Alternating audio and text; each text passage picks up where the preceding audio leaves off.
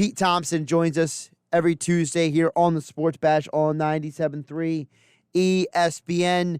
Pete, how you doing today? I'm doing well, thanks. I mean, come on. I finally got to show Eagles highlights to my class for the first time since November the 1st. See, I have a little running deal, Josh, with my media classes. If the Eagles win, I'll show the highlights to start off the week, whether it's a Sunday game and we start Monday, or if it's Monday Night Football, we'll show them on Tuesday. The first class after the Eagles win, I show the highlights, and we can manipulate that into a TV lesson. How does the yellow line work? Where are all the cameras located, et cetera, right? However, the Eagles have not held up their end of the bargain. They hadn't won since November the 1st, so finally they win a football game. Okay, now hold on. So now, do you create the highlight package yourself? Do the students have to create the highlight package and you critique them on it? How does this whole thing work? This is news to me. These are great questions. First of all, I do not create the highlight package myself, especially on a Sunday Night Football game where they keep me up to 12:30 or 12:45 and I got to be up at 5 in the morning. No, you can go to YouTube. YouTube is a wonderful thing, Josh. You can go to YouTube and you can put in Eagles Saints highlights and you'll get the official highlights. You'll get a highlight package or a recap from whoever the broadcast provider was. If it was Fox, you'll get 13 minutes of Fox highlights. If it was, like in this case from the game on Sunday, if it was NBC, if it's Al and Chris, you'll get those highlights. And I like those games because they use even more cameras, so the highlights tend to be even more like 15 minutes, 16 minutes long, and it's funny because I actually a couple of years ago asked kids what's your favorite football team? And, I can't find a level of interest in the 16 to 18-year-old audience for NFL football that I see, say, in our age group or Hunter's age group or my age group. I don't see these kids. One kid was like, football, I like Real Madrid. I'm like, no. NFL football I'm talking about. So, yeah, I mean, I think they tend to look at it more as just a, hey, sweet, this is an incentive for us not to. I said, hey, would you rather watch NFL highlights or would you rather have me stand up here and talk for 15 minutes? Oh, yes, Mr. Thompson, we'd like to see the Eagles highlights, please. Well, with that being said, though, I thought the way you were describing it, it was almost like a project where you're having the kids do some work. Like, hey, kids, go and find the YouTube clips, go download it on your laptop, make me a reel, and show me what you can do. That would be outstanding. And about 6 months later, I'd probably still be waiting for that reel. So, we have to sort of keep things simple there, Josh. We boil it down. So, we watch Pete, the highlights. Are you saying that I am too highfalutin for the modern day youth? Oh, absolutely. You'd be the hardest teacher they ever had. You'd be way too strict. Well, not only that, he'd be telling the class it's Thursday when it's Tuesday, and their projects would come in on the wrong day, and they wouldn't even know what to do. He wouldn't even know how to manage the schedule properly. PT. Yes, calendars are difficult. Yes, bros. Let's get into some football, shall we? Let's talk about it. Jalen Hurts, your thoughts? I mean, my goodness, who saw that coming? Look, I wanted to see a spark like they saw in Green Bay, but I had no idea that they were going to knock off the number. What were the Saints number one in 5 different categories or something like that? I predicted 34-13 Saints, and it wasn't even close. Other than needing a new kicker, the Eagles really sort of played like a Villanova Wildcats 85 game. They played almost a perfect game to do all the things that they needed to do to get the win. And, obviously the road doesn't get any easier, but my perspective of Hurts is he the long-term solution? No. Is he Mr. Right? I'm not ready to say that yet, but he's certainly Mr. Right now, and he certainly was a lot better than the guy that they had in previously. Now, with that being said, Pete, how in are you on Jalen Hurts? Are you one of these people who's saying I'm done with Wentz, or are you saying I need to see more from this guy? Well, here's the deal, okay? So I don't know that you can prepare for a guy. You can, a guy that's never really truly played, right? So I think that Hurts beat them with his legs. He had some fortuitous throws at times. He almost gave the ball away at the end. Well, literally did give the ball away, but almost gave the game away at the end with that late fumble. But that said, he was an improvement over Carson Wentz. Doug said that he's going to go with Hurts again. I'm fine with going with Hurts again. Am I done with Wentz? Absolutely not. But keep throwing Hurts out there. It can't do you any worse, right? Keep throwing him out there. God forbid if he gets hurt or something like that, you might have to go back to Wentz. But as far as I'm concerned, keep throwing Hurts out there and see what he can do. Who knows? Yeah, some of me likes to look at, okay, what happened leading up to this game? You had the Saints on a 9-game win streak. They're on their 3rd straight road game. They have Kansas City up next. While on the other side, you have an Eagles team that had such a powerful message sent when they sat their quarterback in Carson Wentz.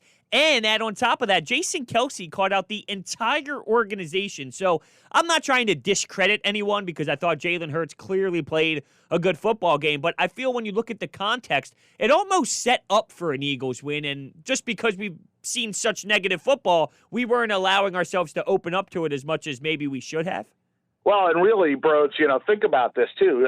Did Hurts have an overall unbelievable game? No. His second half numbers, he was 5 for 9 passing for 38 yards. He only carried the ball 8 times for 36 yards, and that's not counting the kneel downs. And he had that lost fumble I talked about that could have been catastrophic if Jalen Mills hadn't come up with the onside kick recovery, So, I mean, Hurts wasn't like MVP, give him the league trophy, I think you have a situation where you had a guy that caught the Saints flat-footed. You had a Saints team that maybe was reading their own press clippings a little bit and sort of surviving on we don't give up 100-yard rushers. And in the same game, they gave up 2. They gave up Hurts for 111 yards, and they gave up Miles Sanders. Of course, 82 of that on one big home run play. But, I mean, nobody predicted that coming. That's what's the beauty of the league. That's what's so great about the NFL. That's why I get so compelled to watch. I know that both you and Josh stayed up late last night watching that game between the Ravens and the Browns. I know that you did, and so did I. And I had to get up in the morning, but I couldn't stop watching. That's the NFL. That's why you have to keep watching. Well, that answers Hunter's question earlier. He asked, did PT stay up late because he had to wake up early for school in the morning? Well, the beautiful thing is that, when you're up early, and we are all virtual right now, so school starts a little bit later. School starts technically at 9 o'clock is the first class. So everything gets pushed back a little bit, and when you're up early, and you're an old man like me, I'm damn near 50, by the way, you fall asleep. So you take a little tiger snooze, in your chair, or you take a little cat nap, around Jeopardy time, or maybe after you've eaten. And then later on, when it gets to be about 11 o'clock and the game starts heating up, you're back awake again. So maybe I didn't see every single second, but boy, I saw the entire fourth quarter and everything I needed to see at the end. Yeah, it was absolutely a phenomenal game. I want to get your thoughts on Miles Sanders, though, going back to the Eagles. I just look at a guy, and I feel at this point it's obvious, and hopefully Doug Peterson can see it, but who knows when it comes to the run game. It doesn't matter if he has 7 carries for 14 yards, 6 carries for 10 yards, 3 carries for 3 yards. He has the ability to go on that home run stretch, and he makes that explosive play happen regardless of what happened prior to that play. So do you think now there is enough evidence for Doug Peterson to realize it doesn't matter what happened previous? Miles Sanders is a home run guy that can take it to the house regardless of anything before. I would hope so, and I would also hope that Doug realizes that the reason that Miles Sanders can take it to the house is because you also have Hurts on the field. Hurts and Sanders together provide that threat of it's truly the RPO. It's truly almost like the option that I used to see Nebraska run all the time. Look, Eric Crouch was a hell of a quarterback, but so was Lawrence Phillips at running back, or Amon Green, right? I mean, whoever the quarterback was, Brooke Behringer, Tommy Frazier, Tommy Frazier could score an 85-yard touchdown on his own. So could the running back. Well, in this case, Miles Sanders, we haven't seen any Daniel Jones impressions or anything where he's breaking, or Jalen Hurts, we haven't seen any Daniel Jones impressions. But the fact that you see Miles Sanders and Jalen Hurts in the same backfield, that was enough to give the Saints fits basically the entire first half until they could figure it out. And by that point, you're always one blown assignment away, or one blown coverage away, or one bad angle away for Miles Sanders being able to break it. So to me, Hunter, the key to unlocking Miles Sanders is Jalen Hurts. Jalen Hurts was the ability for then Miles Sanders. And you could tell, not wanting to diss anybody, but in his quotes after the game, Miles Sanders was like, oh, yeah, that's my boy. I love it. Heck yeah, you love it. Who wouldn't? 14 carries, 115 yards, 2 touchdowns, and an 82-yard gash that changed the game. Tuesday with Thompson here on the Sports Bash on 97.3 ESPN. The PT joins us every Tuesday and Friday here on the Sports Bash on 97.3 ESPN. Now, Pete, did the game on Sunday change how you feel about Doug Peterson? Well, I think it validates Doug. Does it change my impression? I never was ready to get rid of Doug in the first place, but when pressed, look, you get the feeling that no matter what the record ends up at, the Eagles are going to make some sort of change, some sort of monumental change. They can't get rid of Carson, or everybody keeps saying that they can't get rid of Carson. Hello, Indianapolis, are you listening?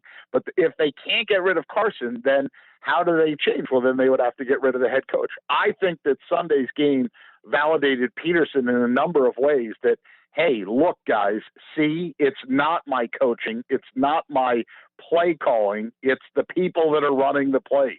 And I think a lot of people feel that way, because if you're Doug Peterson, you did two things right there. One, you validated your play calling and your scheme. And two, you also just sent out a huge resume boost to the rest of the league of, see, look, whatever you think's going on here in Philly, it isn't the coaching. Yeah, see, my problem in the past was I knew that Carson Wentz was struggling, and I didn't think Doug Peterson put a struggling Carson Wentz with limitations in the best situation possible. He just allowed him to go out and keep failing and keep failing and keep failing. And at some point, I'm like, come on, coach, let's do something different to maybe help him out, because he does have better skill sets that you're not utilizing properly. But I thought in this game, they dialed up a good game plan. And I knew Doug was better than what he was showing with Carson Wentz. I knew it was in there. Just like I don't think Carson Wentz is some bum magically, I don't think that Doug Peterson forgot how to coach either. I knew he was better, and I thought in this game plan, he was more willing to adapt to Jalen Hurts, whether it was the really quick throws, the slants, the crossers, whether it was, running the football, and not just with Miles Sanders, but as you mentioned, you can do more with Hurts. So I look at the run game as a whole with Hurts and Sanders. I thought he just adapted to Jalen Hurts' strengths better than what he did with Carson Wentz, even though there's clearly a difference in how the execution was as well. I mean, and when you sit there and you analyze Hurts, right, you ask yourself, so he wasn't sacked at all in the game, Broads. Was that because the offensive line was so great? Hey, they were good. I'm not gonna knock them and say that they were awful but that's only the second time the entire season that they haven't given up a sack in the game. And part of that has to do with Hurts and that mental clock in his head and his, we used to praise Wentz for his escapability. Well, Hurts didn't need necessarily escapability as much as he just needed athletic ability to run away from some guys. I mean, if you take away the 3 game-ending kneel downs, right, he had 110 yards, 15 carries, 7 of those got first downs. 3 of them were on third down. Another one was on fourth down. Hurts changed the game with his legs. He had 4 scrambles that were 50 yards total, including back-to-back 24-yard and 16-yard runs late in the second quarter. Now, that was impressive to me, as they were almost going to get points before the half until Jake Elliott forgot how to kick. And by the way, that's at the head house end. I could sit there and look and see what end they're kicking at. That's not the 95 end where there should be. You can't. First of all, it's 22 yards. The guy, a high school kicker, no disrespect to somebody in the Cape Atlantic League, but, somebody from the Cape Atlantic League ought to be able to go in and make a 22-yard field goal, for God's sake. So something is clearly wrong with Jake Elliott. But, he had 11 runs, Hurts did, that were designed runs or zone reads. And, to me, that's what changed the football game was Jalen Hurts, a quarterback that didn't hold the ball too long, yes, he coughed up the ball at the end and scared the hell out of us, but he didn't hold the ball too long. He had that clock in his head. They called safe plays for him. Doug called safe plays for him. And the line held up pretty decent. In fact, the line held up more. I'm probably not being complimentary enough to like Isaac Seumalo, who had that big block on Sanders' touchdown run. Zach Ertz had a huge block on that touchdown run. I mean, there were guys that had big performances, I thought, on the O-line on Sunday. All right, Pete. So now that the Eagles have won a game, does that change your interest in what happens tonight, which is the Sixers preseason opener? Because a lot of people have been saying for weeks, this Eagles team stinks. Give me the Sixers season. Well, guess what? The Sixers season starts tonight, but the Eagles actually won on Sunday. I'm such a sucker for sports, and I can remember when we had no sports for so long. I will absolutely be lock, stock, and barrel watching at least the first half of the Sixers before it gets boring and they're putting in people that I have no idea who their names are or who the hell they play for. But, yeah, I want to see who steps on the court tonight against Boston. I absolutely want to watch that. And I would have watched that whether the Eagles bleeped the bed on Sunday or whether they actually won the football game, which nobody expected. The Eagles have no bearing on my Sixers interest right now. My Sixers interest is at an all-time high because I'm so curious to see what effect Doc Rivers has on them and what effect some of these free agents have on them. Dwight Howard, Curry, right? I want to see how he does. And I also, to me, one of the big things is can he get Ben and Joel Embiid to play together, right? Those guys have not been complementary pieces. There's no secret to that. Plus, by the way, and I saw something the other day, and I couldn't agree with this more. Everybody talks about all the free agents that they brought in and all the veteran presence that they have. Is everybody forgetting that Tobias Harris had his best year ever when Doc Rivers was his coach? I mean, if they get that resurgence, they look pretty damn good. Yeah, I'm definitely excited for it. And I will say, I do think the frustration of everything surrounding the first 12 weeks of the NFL season is something that is forcing me to be even more excited about the Sixers. It's almost as if I've had so much frustration and just brutal stretches with this team, and there's been no Flyers, there's been no Sixers, and we're accustomed to that at this time, that this is such a sigh of relief that we now have something fresh and new to maybe take away the pain of what we've been through. Even though now it's almost as if we're more intrigued by the Eagles than ever, it's just been defeating me for so long, I feel.